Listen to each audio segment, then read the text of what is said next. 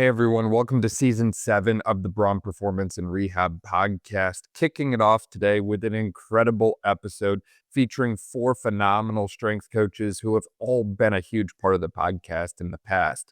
Joining me today, Nick Greyno, John Bloom, Connor Schoepp, and Tex McQuilkin. The 5 of us are going to be diving into that transition as a strength coach from college into private life. So all 4 of these individuals have made that transition themselves, and we dive into a lot of different things that you might want to consider if you're looking to do that yourself. Really fantastic episode covering a discussion, a topic that I feel like needs a little bit more attention. So really appreciate their time and attentiveness today. Episodes like this are made possible by our sponsors, Pura Health Ultrasound, Ray Gorman and Engage Movement, Firefly Recovery, and the Bloom Performance and Rehab Collective. You can find more about all of those in the description below. I'd really appreciate it if you check those out. Enjoy the show. Nick, Tex, Connor, John, great to see you all again. Huge thank you for being here and making time for this. I'm super excited for this one. And huge thank you to all of you for being a huge part of the podcast thus far. You've all been on multiple times, and I really appreciate all that y'all do. If people missed those past episodes that we've done, would you mind filling them in a bit about who you are and all the incredible things you're doing in this space? Honor to kick it off with you guys. So Nick Greyno, strength and conditioning coach, most recently at TCU, primarily working with football and baseball, and then University of Maryland with women's lacrosse and field hockey. I just actually moved to Columbus, Ohio this past summer, working on still getting some stuff off the ground, performance business wise. And then currently head strength and conditioning coach at Dublin High School. Tex McQuilkin, captains and coaches. Nick, excited for you. West Side, Columbus, just a freaking historic strength and conditioning town, dude. You'll crush it. Yeah, captains and coaches. I travel the world teaching people how to teach people and coaching high school lacrosse in Austin. Connor Schoepp, spent the last 10 years working in the team setting, professional collegiate sports as a performance coach, return to play, sports science. Just recently, about a year ago, moved to Pittsburgh, where I opened Rebuild Performance and Rehab, where we specialize in return to play and strength conditioning. John Bloom, kind of like Connor, about a year and a half ago, left college, was the director at Oral Roberts, moved back to Dallas, where I grew up, and opened up Elevate Athlete Development, working mostly with middle school, high school athletes.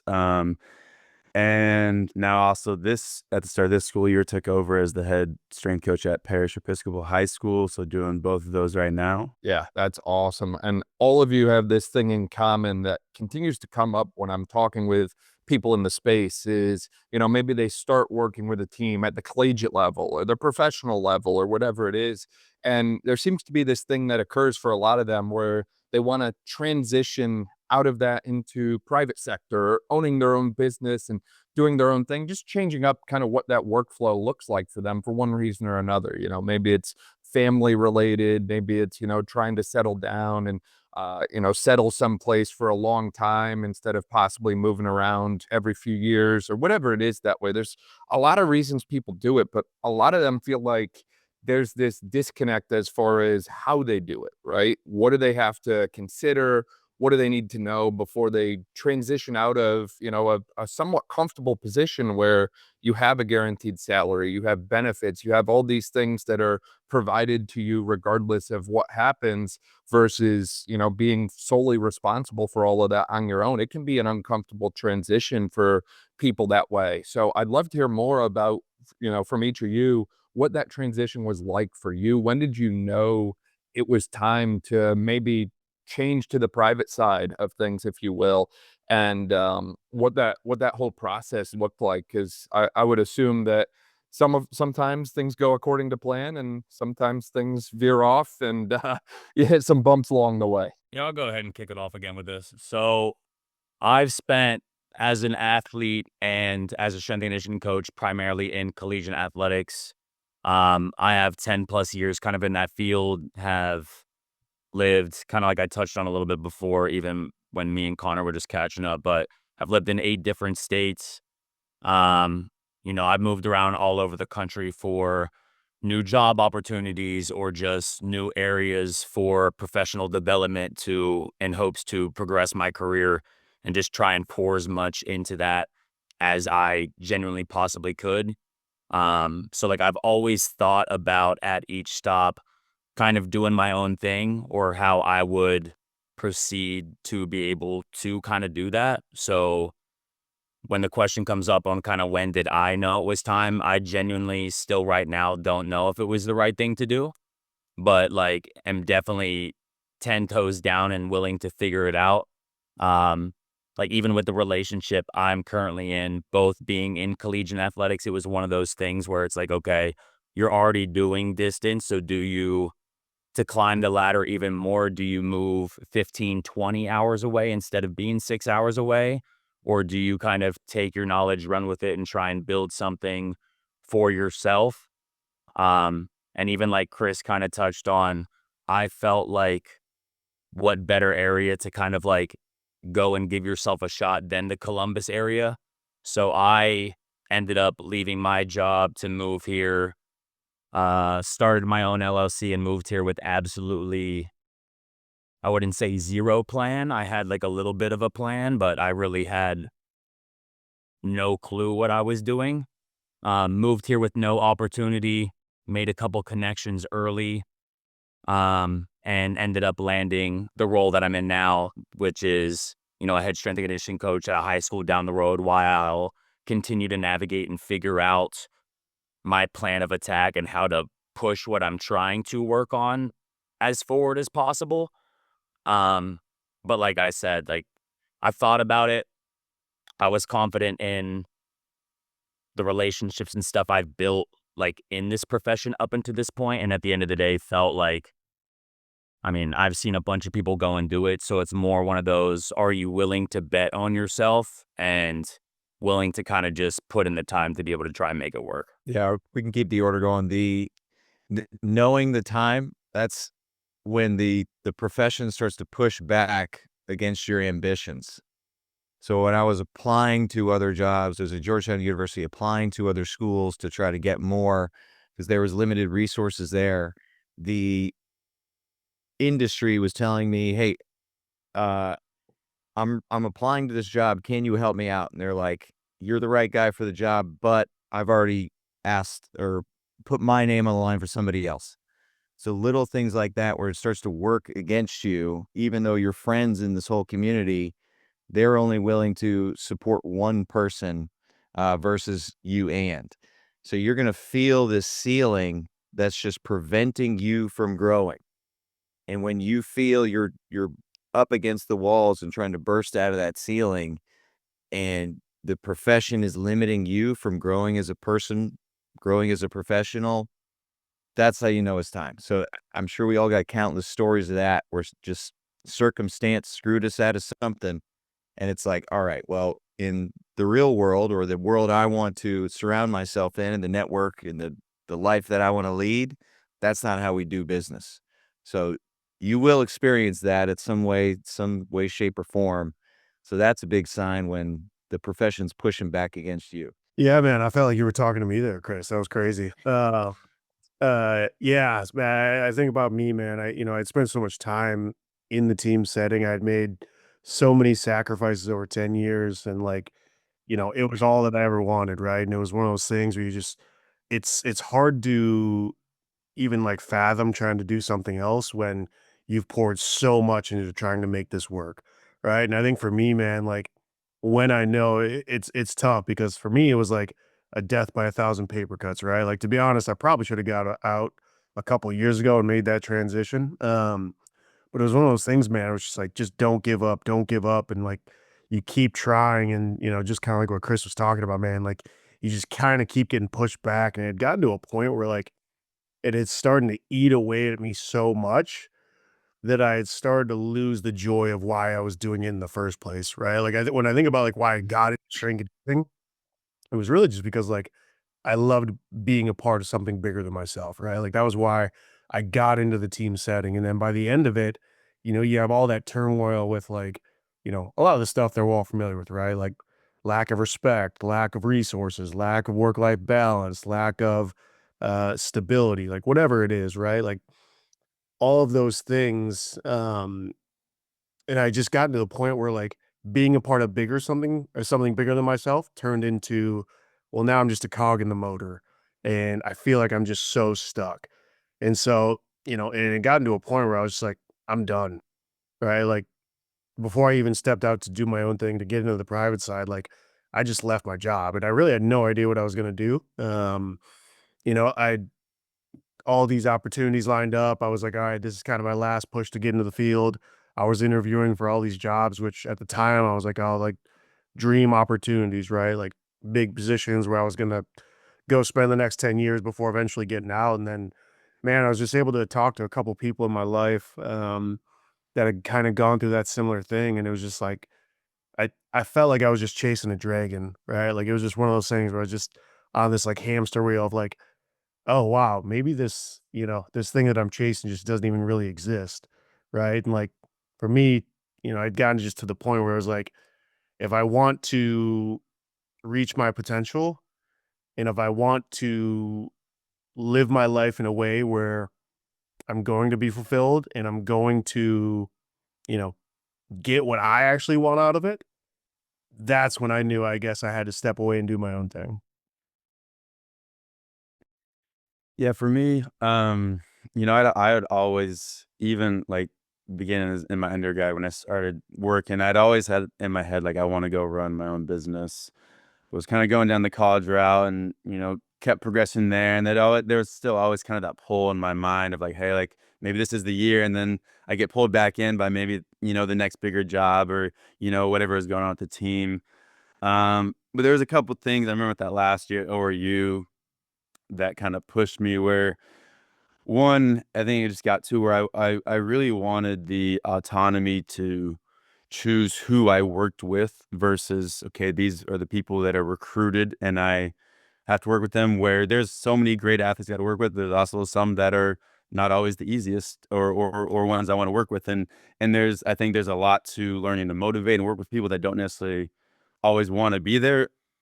But I think as I reflected, I found myself like I feel closest to my purpose when I'm working with people who really, really want to get better, and we're both in alignment there. Um, and so that was part of it. Part of it was the changing nature of college with the transfer portal, NIL, and just kind of the shifting environment there and where that was headed. Um, but I think, when we think about making like, is this, am I making the right decision? Is this the right timing? I don't know that there is like a right, like I could have kept being in college right now and like, be happy with my wife. It'd be great. Just be different. I think you make, I think like you make the decision and then you make it the right decision, or you choose the timing and you make it the right timing by what you do after that. Um, and yeah, so I mean, there's a lot of factors, but I think it'd be great in college. But I think the biggest thing that I've also enjoyed, and one of the reasons, is also the power to get to create something, versus in college, right? Your support staff, and there's great parts with that. But like with a business, you get to create something and you get to watch it grow. And I think for me, like that's when I feel the most passion, like is getting to have that ownership and create and see the full, outputs of the inputs I'm putting in directly correlated to what I'm doing and how I'm leading it. Now, to your point, I think it can be scary at first, right? It's like, oh my gosh, this is all on me now. But I think to your point, you can make that the right time. You can make it the right situation. It's all on you at the end of the day once you make that leap, which, Yeah. again, if you've never been in a situation like that before, it's terrifying at first. Like when I moved down here to Raleigh from Maryland, I'll be honest, I was really freaking worried. Different situation, different circumstances, but that concept of going to a whole new place, doing a whole new thing that maybe you haven't done before, maybe you've done it a little bit, but the stakes are different this time. It's very intimidating, and it's funny, John, that first part of what you brought up, it literally just made me think of like Tex 101 over there, like captains and coaches and all the incredible stuff he's doing, just talking about how to work with people, how to actually be a coach. And it's literally one of those things that we need it now more than ever. And we've done a whole podcast in the past about like the shift that's occurring in athletes. And I don't want to get too lost down that rabbit hole, but I want to mention that real quick because like there's people doing incredible work out there to try and, help us all be a little bit better at how we do that. And it's something that I feel like we really need in today's day and age. What kind of things, as you've made this leap, as you've made this transition into the private world, and obviously some of you have done other things in the private world where maybe we're working with a high school or something like that now. What kind of things have maybe surprised you, caught you off guard? Is there anything that you realized like, oh shoot, I wasn't ready for this? Or was there anything that really like, you knew that you were getting into something big, but you didn't necessarily realize just how big this world that you just stepped into might have been? I'll jump in.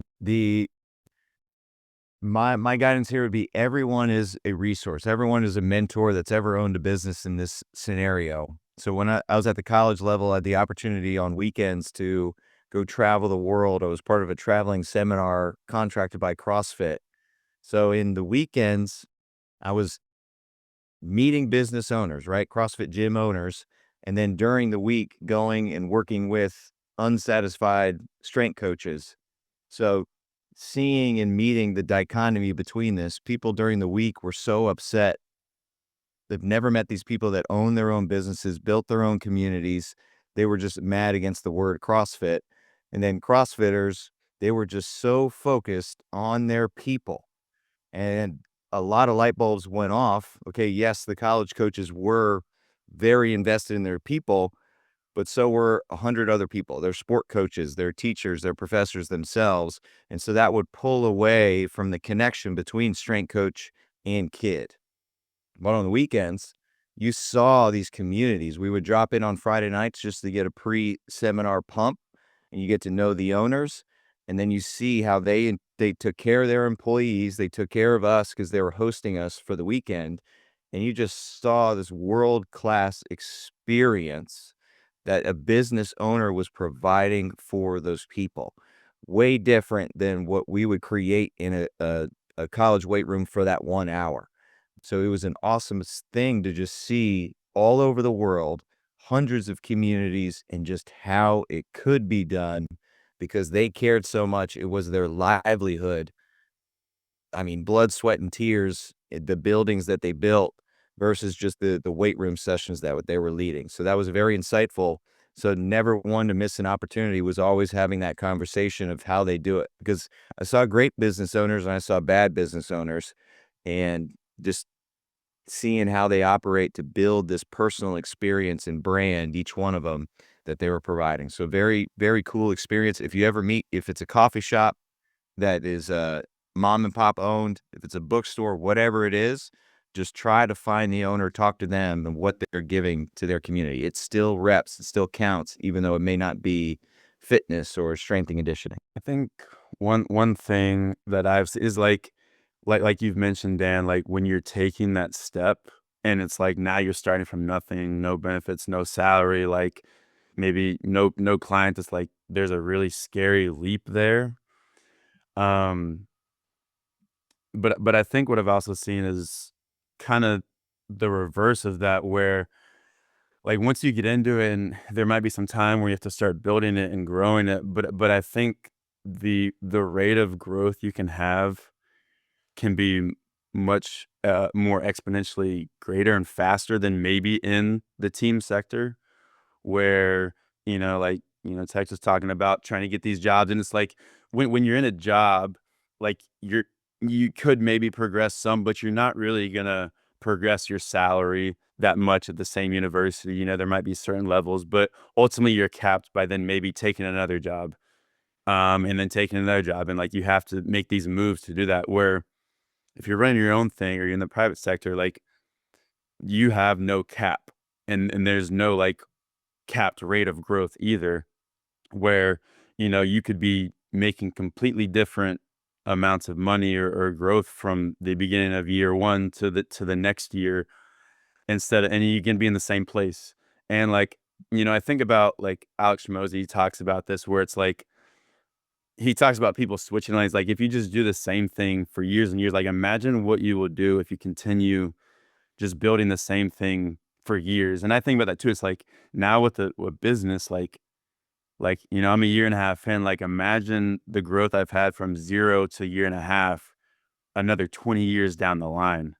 And like, there's no cap there. There's no move I need to make. Like, and it's based on what you're willing to put into it and how you grow it and how you lead it, and things like Tex was talking about with like the community you're building, and the blood, sweat, and tears you're putting into that thing. Um, so like there's like, and I've talked to people where it's like there's that scary leap that you have to make of stepping away from all that. But I think once you can get past that and you make maybe some of those initial sacrifices, like then there's no ceiling to it of what you can build it to. Yeah, and I'll go in and even kind of build off that a little bit and go back to even what Chris was talking about earlier with, again, like throughout your career, you're trying to, like all of us, I'm sure, have pour as much into whatever you're doing as possible, create the best product, build the best relationships.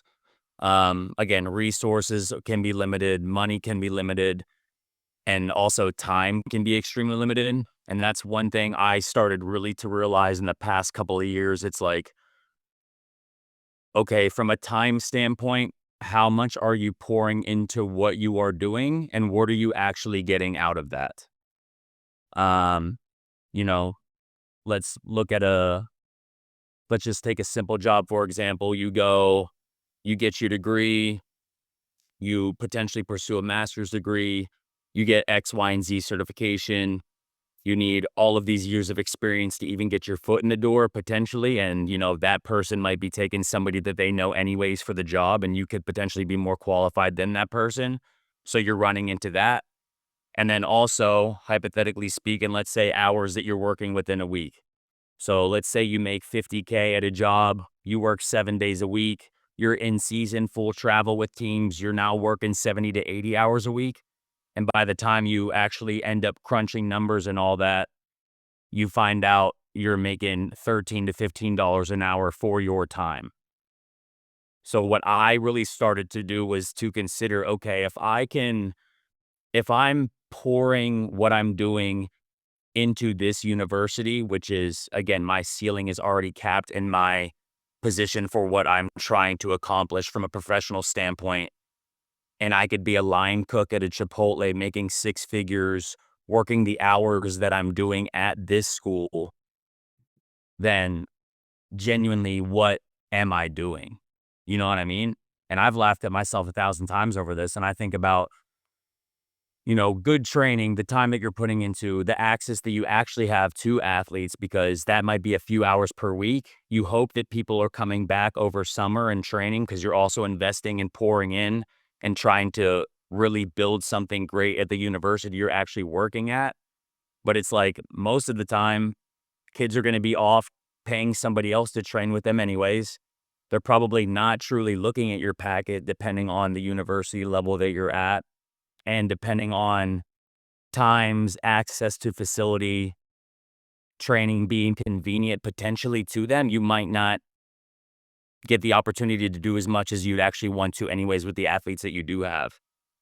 So I started to really think, okay, the time I've invested into this from a personal level, professional level, the relationships I've made, if I take everything that I'm doing right now with as much time as I'm putting into that, then why can't I make it work if I take that same time and dedication and totally pour it all into one thing?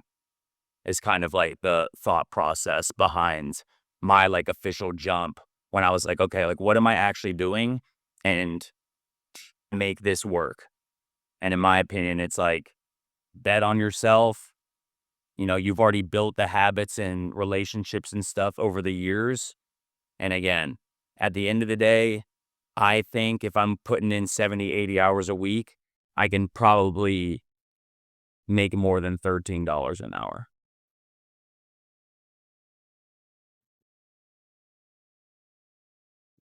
Yeah, Nick, that's awesome, man. I can't tell you how many times I've sat in my office late at night on like after like a long week and been like, man, if I was just getting like minimum wage, how much money would I be making right now? Like, it's crazy, man. And I think for me, man, and that's kind of what I just realized, like towards the end of my time in that team setting, is just like no matter how much you pour into it, it's just never going to reciprocate that, right? Like in the team setting, like you really are like, and that's not to say you're not working with good people. That's not to say that, those people don't care about you, because I had some awesome and unbelievable relationships from working in those places. But at the same time, man, like if like I could feel it, man. Like towards the end of my time there, I was like, man, if I died today, my job would be on Indeed in a month. Right. And it's just like, now I'm in this opportunity where it's like, whatever I put into it, I'm going to get back, good, bad, or indifferent, right? Like if this thing fails, it's on me. But if it succeeds, it's also on me. And I know that like at least there's always going to be that piece of like, hey, like everything that I put onto this is going to come straight back to me versus, you know, however many people that like maybe even barely know my name or just, think of me as another employee, right?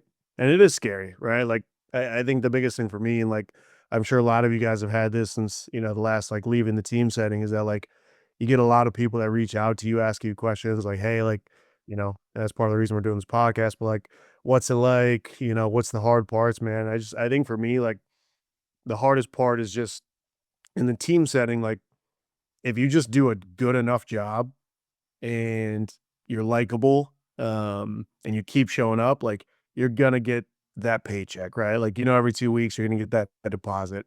You're gonna have health insurance. Those things are coming.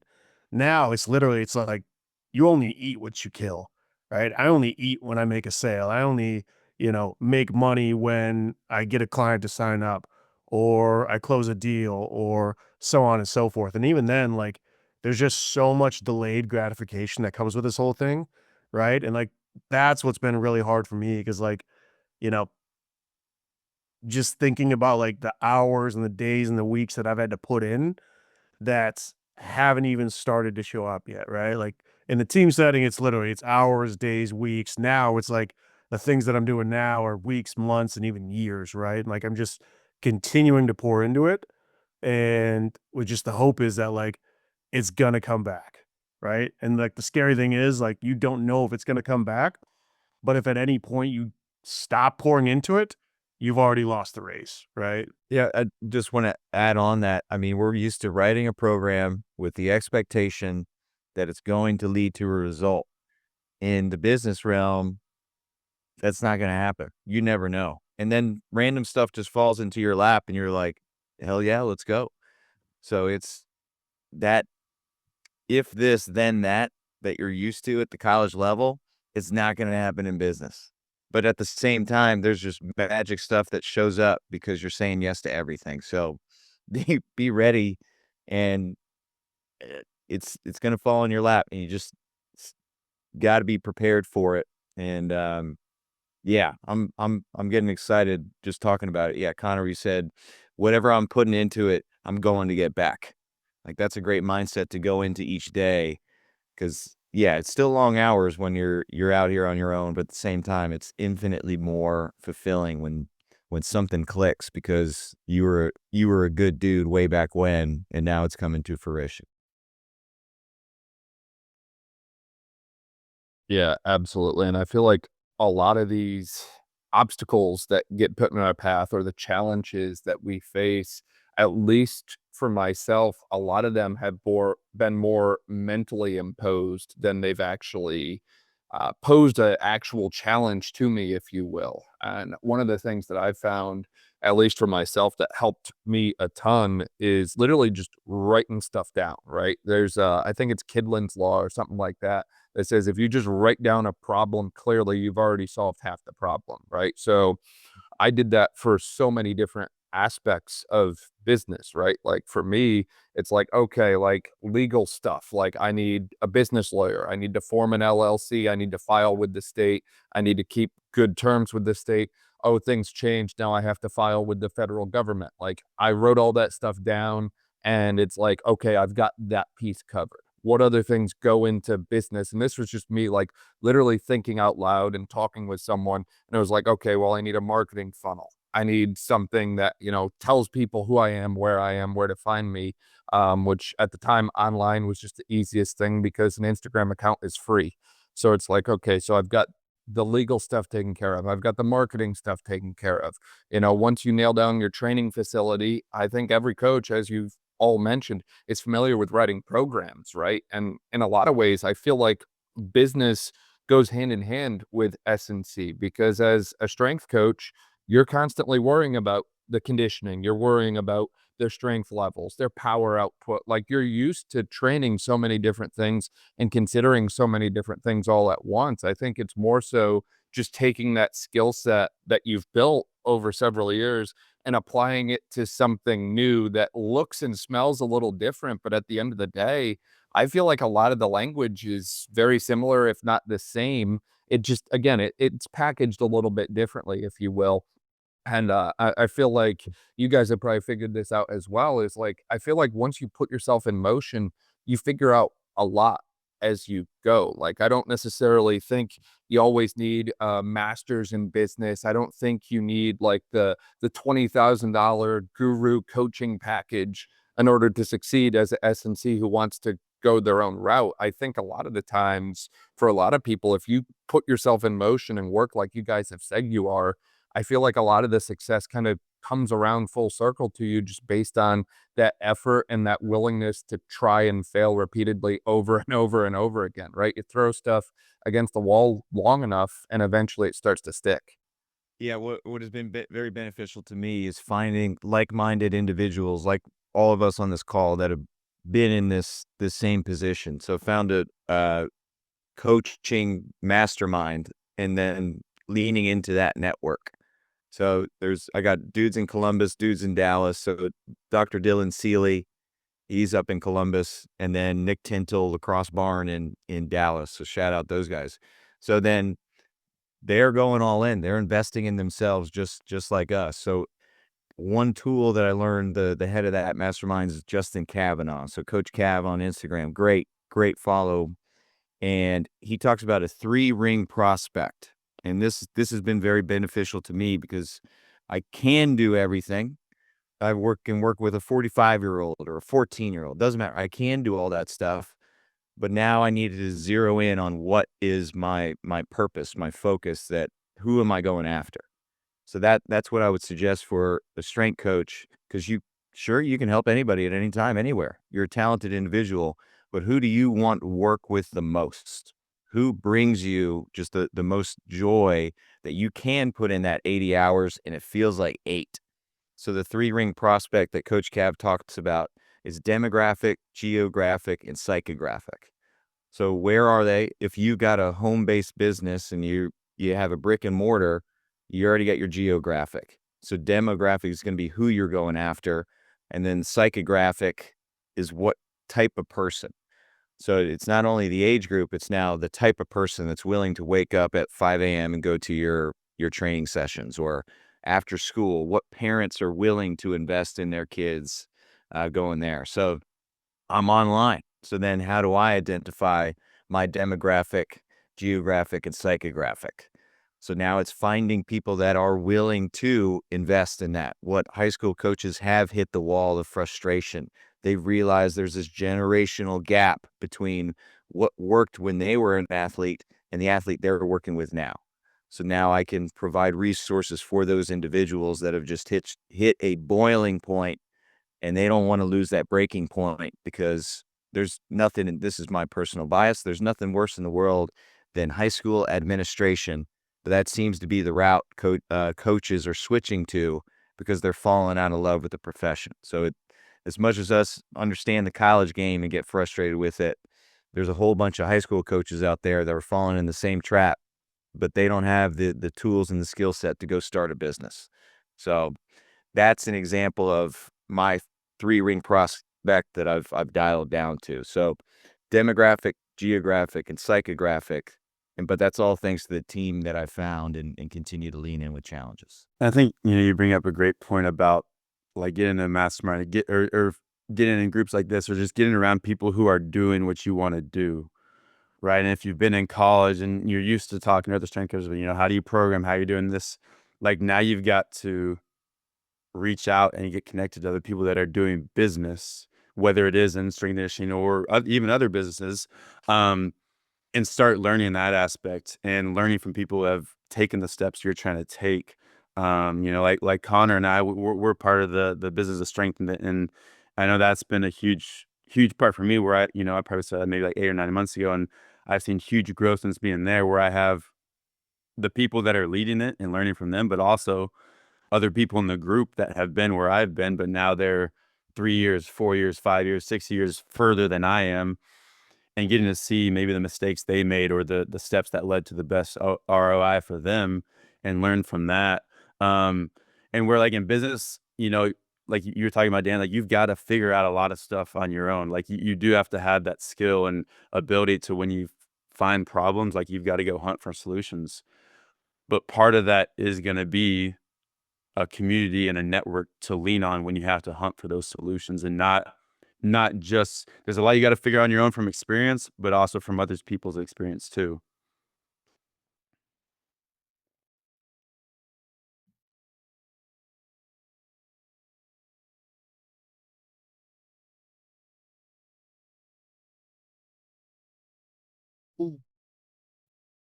Tex, as you brought up the demographic in particular, that's one area I feel like a lot of people, I don't want to say sell their soul, but they maybe don't go all in as they maybe need to, if you will, right? Like, they come out and they say, hey, I want to work with soccer athletes, or I want to work with high school and college athletes on the private side, or whatever it is that way. And then along the line, some of these other opportunities come up, and it becomes very difficult to say no to them, right? Like, if your whole goal is I want to work with high school athletes and that's going to be it, but their parents start to call you up and say, hey, look, I need training. Can I come in and train with you? Oh, and by the way, I don't mind paying extra. I don't mind working around your schedule. I think it becomes very difficult to kind of figure out this demographic problem when on one hand, it's like, okay, I want to stay tried and true to the clientele that I want to work with, right? This is who I am. This is my brand identity. But on the other hand, there's times when it's like, hey, look, money is really, really tight this month. I don't have as much revenue coming in as I thought I would. I have bills to pay, and I have the opportunity to take on other clientele. It doesn't fit my demographic. It's not who I am. And there's probably better people for that population out there, but they're offering, they want to work with me. Do I say no to them, or do I just stay true to the path that I'm on? And I think that's a situation that's always going to depend on the individual. And it's probably a bit of a loaded situation, but it's one that I've heard come up for people over and over and over again. And it's just such a difficult one to navigate. Because again, on one hand, very easy to stay true to the path and say no. But on the other hand, it's like, man, if I've got a family, if I've got kids, if I've got bills that have piled up, whether that's on the business or myself personally, it can be really painful to say no to some of them, I feel. Yeah. So that's what I call plan plus. So in that first year, you're going to be saying yes to everything. And then I would start charging more for stuff you don't want to do. So then it's like, all right, if I'm putting in that hour with mom, I don't want to do this, but I can, I'm capable. Now it's not my normal rate, it's double my normal rate, so I can at least get some incentive and momentum behind it. So if that's the case, yes, I understand completely. Plan plus this, start charging more, and then you never know. You could just have half the time in that week. Maybe you have 6 hours dedicated to the plus that you don't want to do, but now it's almost more than you're making during that a 12-hour period that you're dedicating to the athletes you're training. Now we're in a good place. Or can you turn it into groups instead of that one-on-one? Who does she know? So now I'm really multiplying that time, and group stuff, me personally, is a lot more fun. They can play off each other versus me just in personal training environment, just trying to lift up this conversation for 60 minutes. And more often than not, personal training is just therapy with movement. So can I turn this into a group session? What other moms or dads or whoever can we include in this so I can really maximize that time? And then, I mean, many private high schools, you have the opportunity where this is your weight room time for the kids, and they don't mind if you open it up to personal training hours. That'd be a good example of my plan plus, where now I'm getting those extra hours in, or training teachers to get there. So don't say no, just increase the price tag to where, okay, yeah, this is actually worth my time. And how can I make it fun by bringing more people in? So it's, I mean, really lucrative in that moment in time that you don't want to do it. No.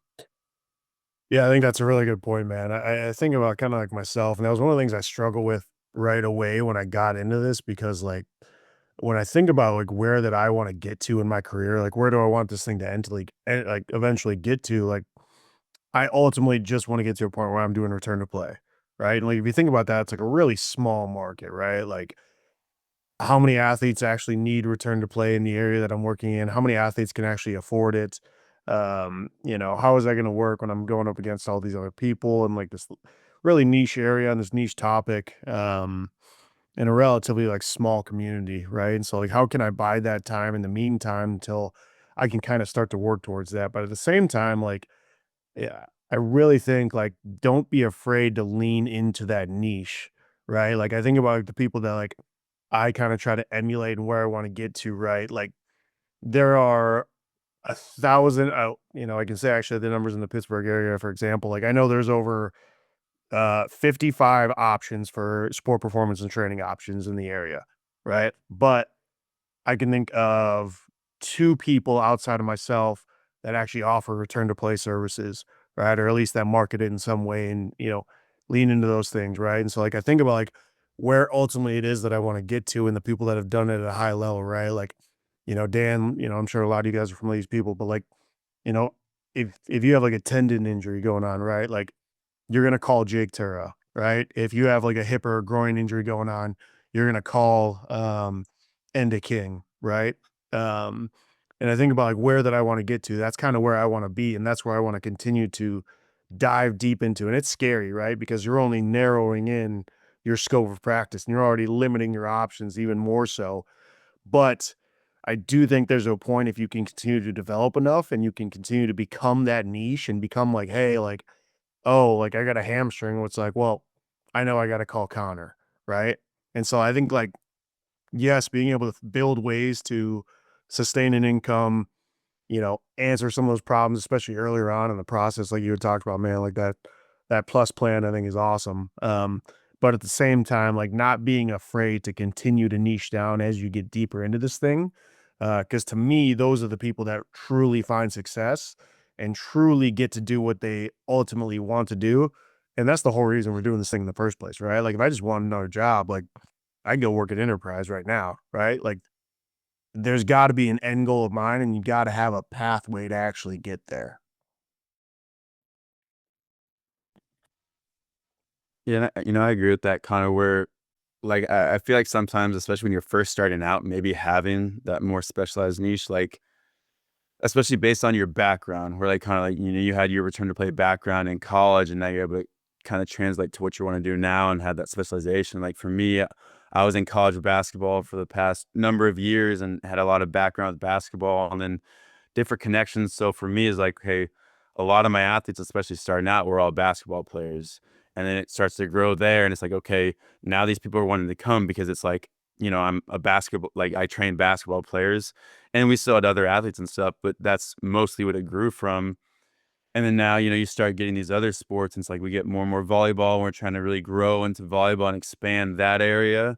And like, I don't think that's in conflict at all with like what our brand is about, but maybe just expand a little bit. But having maybe that specialization at first allows you to become maybe an authority in that area where, around here, there's so many places, and there's big places like Sports Academy. There's the EXOS that, serve everybody and are these huge places that I can't compete with from a facility or a staffing or a resource standpoint. But maybe at first, because like it's a place for basketball players, that basketball player is going to come choose to train with me versus this huge, nice facility because of that niche. Yeah, and I think there's so much value in having that niche. But again, going back to the concept of the plus plan, if you will, that way, it's one of those things that can continue to evolve long term. I was just yesterday talking with a physical therapist who does cash-based pelvic health and charges about $400 per session. That's a very niche market. That's probably taken 98% or more of their potential clientele out of the picture just from what they work with and the price point that they charge. However, they have several other people that work for them, and they're insurance based, and they see anything and everything that walks through the door. So there's this concept of being the specialized person, but still having this general service that you can offer, if you will. And it's one of those things that when I first started out, I was very against it myself. I was very much just, I'm going to do this one thing and this is what we're going to be known for. But my own kind of opinion of that has certainly evolved over time. And I'm seeing more value in being able to offer other things, even though you yourself are known for one thing itself that way. I think there's value in the diversification that can come from that. And I think the other piece as well that plays into all that is this online presence in this online world that we live in now, right? Like you can have 5 different online programs that you offer and market very differently. You can have different accounts for each one that don't always overlap. Like Connor, you gave the example of Jake Tura earlier, and I'll use him again, right? Like he's got hypertrophy clusters, but he's also got jumper's knee protocol, right? They're different things, but they're marketed by the same guy, and they're both absolutely incredible. So I think the online space opens up a whole lot of things that maybe didn't exist earlier. And I'd love to hear more from you guys if you're using the online space, and if so, how, whether that's for marketing purposes or training purposes. You're running programs, you're hosting podcasts like Tex, John. I know you guys both have your own podcast that way. Like, how does all of that stuff kind of play into and feed into what you do and what you're known for?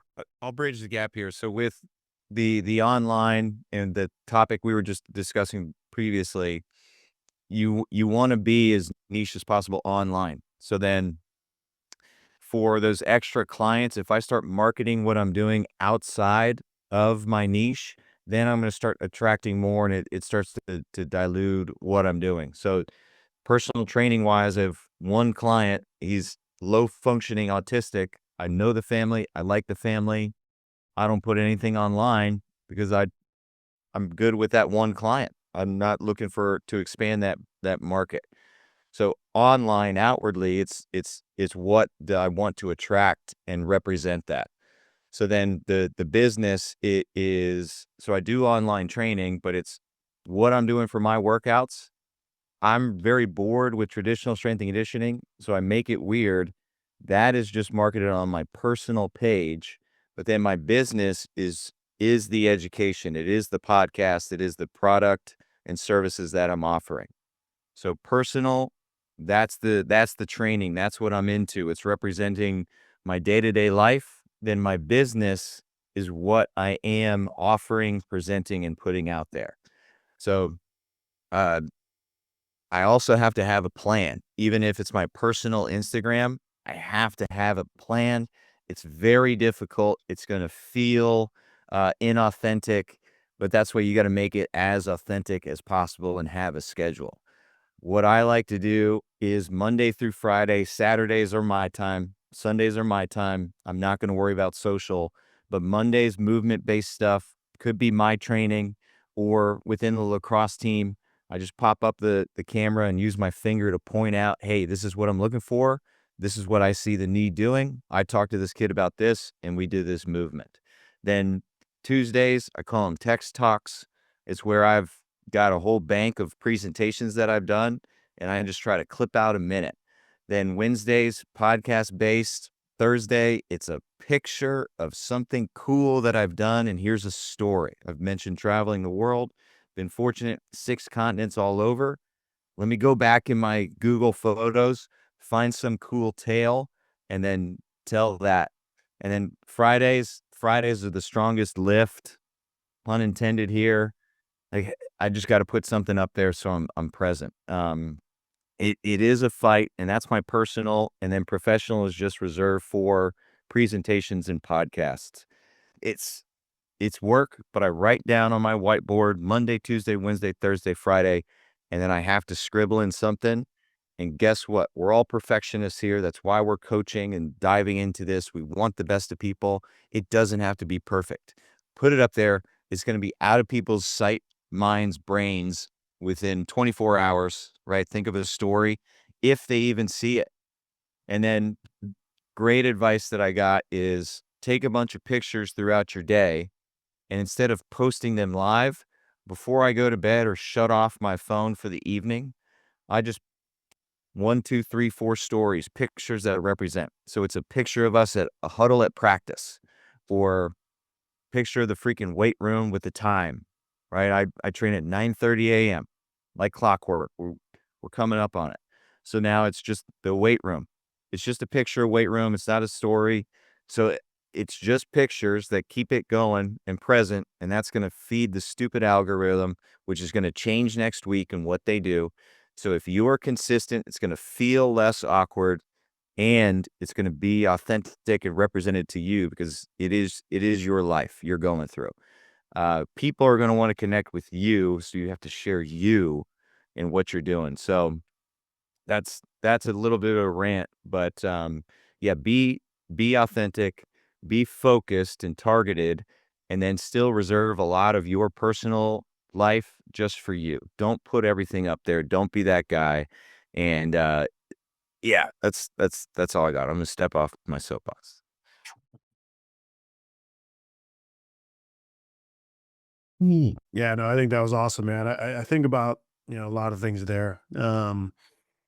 Being able to create systems and holding yourself accountable to those systems, right? Like, that's way more in depth than I even have started to think about, Chris. For me, man, it's just 3 socials a week, 1 email a week. No ifs, ands, or buts about it. It has to get done, right? Try to be consistent with those times of Tuesday, Wednesday, Thursday, 10 a.m. Try to, like you said, feed that algorithm.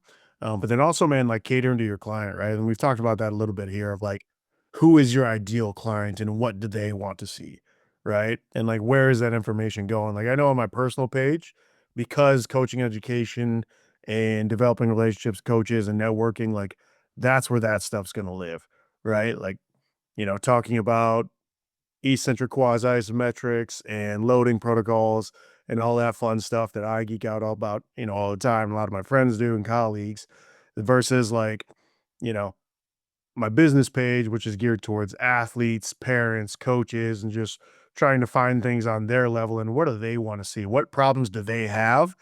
And how can I provide them solutions for those problems? Right. And I think to your point, Chris, like, I think we so drastically overestimate our reach with these things, right? Because like that was a big thing for me earlier on with like a lot of this marketing stuff. I was just like, like I never want to be that guy because like I'm sure we can all think of that website or that that email that you signed up for. Like I love like TRX is a perfect example. I don't know if you guys get their newsletters, but like they're never not having a sale. Like if you ever buy anything from TRX for face value, you're crazy because every other day I'm getting a text message for 25% off, 30% off. But like all I have to say is like it's really easy to be like, oh, I don't want to like overwhelm it. I don't want to oversaturate it. But it's amazing to me the deeper that I get into this is that how small of a reach that I actually have and how few people even get their eyes on it, whether alone even they actually like look at it, right? Like you never want to be too much, but the reality is like what I've come to realize is there's just not too much. And like the ability to continue to put yourself out there and be consistent and create these systems, I think is huge. And I think to your point, Dan, about being able to like create the online stuff for me has been huge, not just from a marketing standpoint, but from a service standpoint. Like when I think about what my core offerings are at my physical location, right? Like I have a 20-mile radius realistically of, that's even probably pushing it, of like potential customers. And then once you start to like fit in, the socioeconomical piece and the sports and all those things, like it's a very, very small niche. But then once I started to go online, and I never thought this was going to happen, like when your clientele goes from the people in your area to the entire world, man, it just opens up a whole new floodgate of opportunities, right? I think about like before I was able to get into my physical location, I started to like do online services. And for months I had zero luck, right? And I was pumping it out every day, online training, online rehab, consulting, working on courses that are going to be coming out and all these different things. And I was just like, oh, this is just be something I can do until I can get, a space to work with actual athletes. And then lo and behold, 6, 7, 8 months later, that's like 60% of my business. And I've been able to have outreach to athletes on, I think we're at 6 different countries now around the world. And it's just like, never in a million years did I ever think that was even a possibility, right? Like, a couple weeks ago, I had a consultation call with a cricket coach in New Delhi, India, and I'm like, in what world does this guy even know who I am, and why would he even care what I have to say? But it's just so amazing when you start to put yourself out there, and I think you learn to develop a good product, and you start to scale yourself out that way. The possibilities are, I think, endless. I got another point to dive in on that for online coaching. The in-person clients, I put them on the online training program. So got a bunch of dads that just come to my garage to lift weights. They're paying the online training fee, and then they move and go away. They're still involved and on the online training. So I've taken the lessons I've learned in building community and then brought that to the online training experience. I'm having people film their lifts. They're putting it into the Train Heroic feed, shout out Train Heroic. And then I'm just coaching them up on there. So that's been beneficial to help build community and connection in the online space. So what can you do to help, one, start an online community, and two, continue to nurture and build it?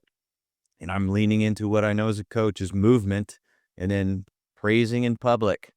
So shouting out people, maybe they logged X amount of workouts this week, or they've hit a 10-week streak of hitting workouts.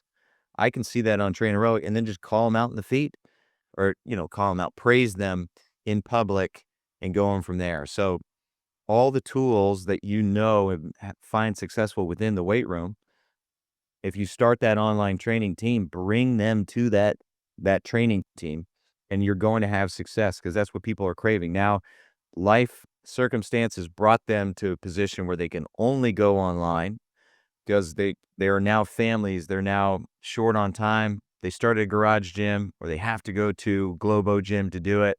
They're craving that because everyone at Globo Gym's got their earbuds in and they're not talking to you. In the garage, you got your community inside. Now I want to build my community. A big theme within my program, it's who's looking out for the leaders. It's the heads of households. It's dudes that started their own businesses. So now we need a program. It's called Old Bull, shameless plug. So now this is a program for us to then call out each other's issues, challenges we're dealing with. So that's the aim, is take every tool and lesson that you've mastered building a team within the weight room and just do the exact same playbook online. And that's going to help facilitate and keep people involved and feel involved, even though they're thousands of miles away. They're a world away as a coach in India. So yeah, everyone here that's listening has the toolkit. It's just the confidence to apply it in a new world, in a new realm. Yeah, and I think one thing I do want to bring up real quick as well is we've talked at length about starting something of your own and going all in on it and so on that way. But I'm sure someone is going to, at some point, think about some of the stats and numbers of like, well, what if it doesn't work out? And one of the things that I've come to realize is you can always go back.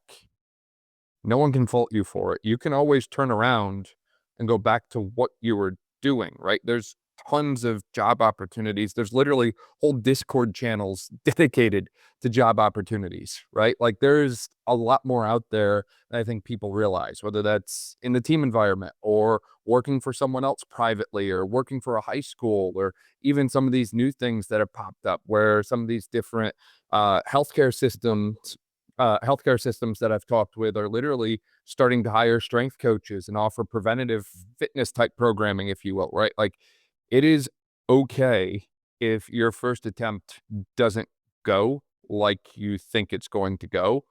It's okay if you have to kind of step away and come back a few years later. And I think that's something a lot of people don't always discuss. Like everyone always thinks, oh, we have to succeed. Oh, we have to go all in, right? Like, I thought the same thing in relation to like my ACL return to sport progressions, right? And I was going real strong, 2.5 years, knock on wood. We didn't have a single re-injury. And then that first one happened. And, again, our stats are still good, but it's like that first one happens and you start to realize like, oh, maybe I'm not as invisible as I thought I was, right? Maybe things aren't always going to be perfect and it's not always going to go according to plan. That's okay. I can always pivot, shift, and adjust based on the circumstances that way. And you can always turn around and go back, right? Like I think a lot of times people are afraid or ashamed to do that. And I felt that myself with different things that way. But I think ultimately just knowing that you can always go a different direction and the door's always open, you just have to walk through it based on whatever phase of life you're in. But I realize we can probably talk about that stuff all day long, guys. Really appreciate your time and Dan, one note on that to just Go for it. reinforce it. And yeah, he's become a great friend. So Coach K, he's at UTSA. He owned his own facility in Oklahoma, and then his daughters moved to San Antonio. So shuts down his facility, volunteers his first year as football strength coach at UTSA. He used to be on the Oilers, phenomenal dude. And then he saw a bunch of challenges that they were facing at that program. So he's like, all right, well, I'm here. I'm going to be where my feet are. I'm with my family. And then eventually got enough change and ears from the head football coach to join the staff full time. So he made the sacrifice to be with his daughters to then find himself back in collegiate strength and conditioning again. He was at Rice previously before opening his own facility. And he's no less of a man. He's actually doing amazing things at that UTSA program because that's a transfer portal, basically. You're getting dudes that either failed out of great D1 schools, they need a second chance, or dudes that were mid-major JUCO that want game film. So he gets all walks of life in that weight room, and he's doing amazing things. So once you stop thinking about yourself, it's like, all right, let's be where my feet are, and then I can help and connect with the people in front of me, no matter if we're in our own facility or within a weight room again. So no shame at all. That's the right way to do it. Just focus on the people in front of you, and that's why we're all coaches. That's why we're all in this. Absolutely. No, I couldn't agree more. As we start to wrap up, because I realize there's a lot of levels and layers to this, and we could talk about it all day long that way. Is there anything we missed or anything that you want to close out on that way? Man, the one thing I would just say is that for the people that are thinking about making that jump listening to this podcast, like I referred to earlier, I'm sure we've all had a lot of friends and colleagues that have been in that maybe team or formal setting or just doing something else where they have a little bit more stability and they're just considering making that jump, man. And I had a weird path where like I quit and then, I was just like, all right, I guess I'm going private now. And here we go. And I'm moving to a city where I knew nobody and I had zero relationships and I had zero business experience, right? Like a year ago, like I couldn't tell you what a profit and loss was, right? Like I just had no clue about any of this side of things. My entire life was in that team setting where I knew my athletes were going to be, I knew what I was doing and all those sorts of things. If you're listening to this and you're thinking about like, hey, this is a step that I know I eventually want to take now, start to plant those seeds now because I just can't tell you like how much easier I think it would have been on myself had I thought, even a year ago, I had so many connections with people in this area, or at least opportunities to connect with people in the area and start to develop some of those relationships and plant some of those seeds for later on down the road versus just coming here and starting from scratch. And I just know for me, like that was such a mistake that I would have been made. And had I been able to do that, I definitely think I'd be a lot farther along than I am now.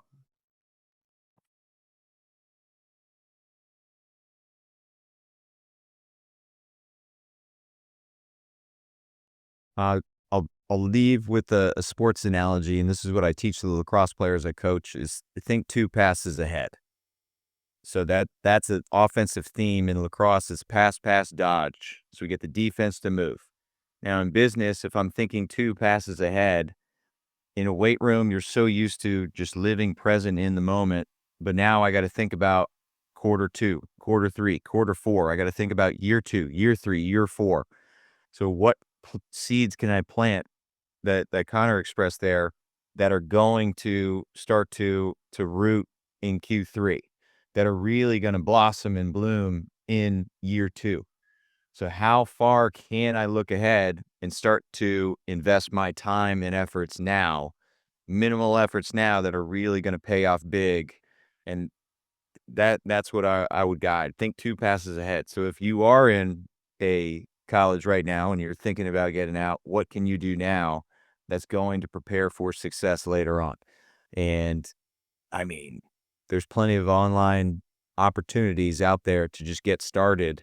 And while you have a brand name on your back, you can utilize that to really attract some right people if your university rules allow. Yeah, and then just real quick, just following up on both of those. I mean, again, if you're somebody, let's say, in the college setting and you're wondering if and when the right move is possible, I think it goes back to just, again, betting on yourself, going for it, but also, again, having a plan in place before you actually know what is attainable from like being able to take those steps. So again, time management is something I looked at with my past job, which is, again, how many hours or other hours in the day do I actually have to be able to pour in something to if and when I do take that step, you can be kind of like Connor had said, and I'm kind of in the situation now where it's like, again, you already take the steps in the position that you are in. So when you do make the jump, it's like you've already kind of put yourself in a really successful spot rather than just kind of getting up and leaving everything with no plan. Yeah, absolutely. Absolutely. Guys, so people want to find out more about you online, keep up to date with all the amazing stuff you're doing that way, where can they find you at? You know, social handles, websites, all that kind of stuff. I'm currently working on finishing up some website stuff in hopes to be able to launch a little bit that more coming in January, which will be Live Free Perform. And you can find me on Greyno Strength on Instagram. I typically try and connect with as many people as possible, whoever reaches out. Live Free Perform. Great name. Yeah, captainsandcoaches.com. I got a podcast. I got a newsletter. I basically take my notes from my podcasts and put them out there in like lecture and presentation form. So that's the best resource. Instagram personal. If you want to follow the life with 2 acres and 2 dogs, it's McQuilkin, my last name, McQuilkin. Mostly on Instagram. My personal one's at John Bloom 30, and then also have a business one at Elevated Athlete Development. Couple of websites, elevateathletedevelopment.com. That's more my business training one, and then also johnbloomcoaching.com kind of has more of stuff with Strength in Numbers book that I wrote, and also stuff with kind of more coaching and stuff for coaches there. But then kind of continuation of the book, have the Strength in Numbers podcast. I've been running for about half a year there with, kind of conversations like this. There's lots of conversations with other people that have made businesses and kind of those steps and kind of how they're operating that. So if you're interested, kind of more information. You can find me pretty much anywhere at Rebuild PR _ website, rebuildperformancerehab.com. So if you're listening to this, need help, need guidance, you just need somebody asking questions, man, please feel free to reach out anytime, because I would not be where I am now had I not done that. And the people that are, giving their time for me to help me out. So if I can do that for anyone else, please feel free to reach out. Yeah, that's awesome. We'll link to all of that in the description below. That way, if people didn't quite catch it, they can just click there and keep up to date with all of y'all online. Guys, really appreciate the time and the insights. Thanks so much for everything.